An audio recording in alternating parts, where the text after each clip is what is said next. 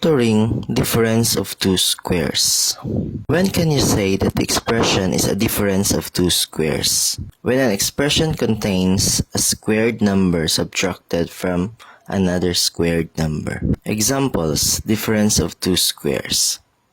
A squared minus b squared. A raised to 4 minus 16. 4b raised to 8 minus 25.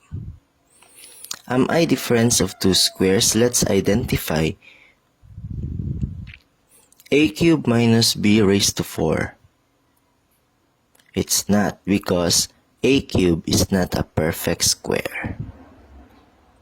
C squared minus 8. It's also not a difference of two squares, since 8 is not a perfect square.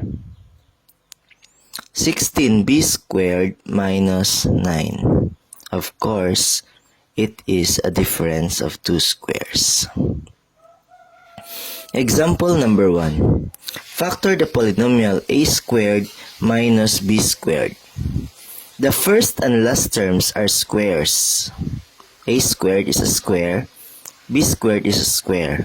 The signs of each term are different, so we have the difference of two squares.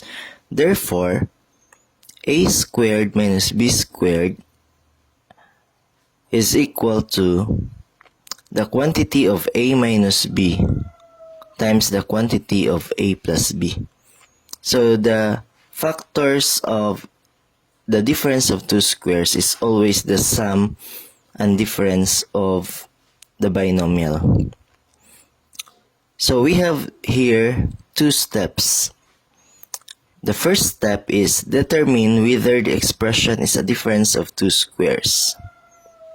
Step 2, if the expression is a difference of two squares, of course, factor the first term and second term, as we have the factor of the first term minus the factor of the second term and the factor of the first term minus factor of the second term. Thus, a squared minus b squared is equal to the quantity of a minus b times the quantity of a plus b.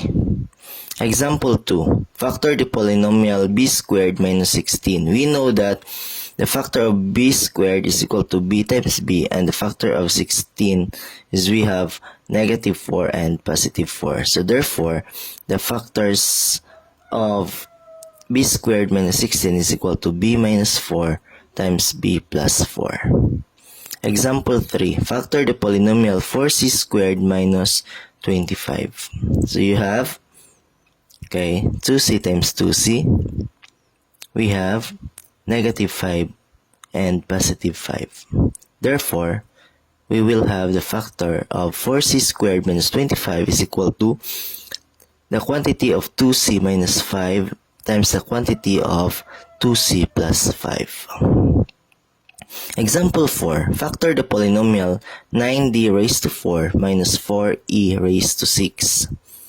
You have 3d squared times 3d squared and negative 2e cubed plus 2e cubed. So the factors are 3d squared minus 2e cubed and 3d squared plus 2e cubed. Perfect. Example 5. Factor the polynomial 81g raised to 8 minus h raised to 12. We have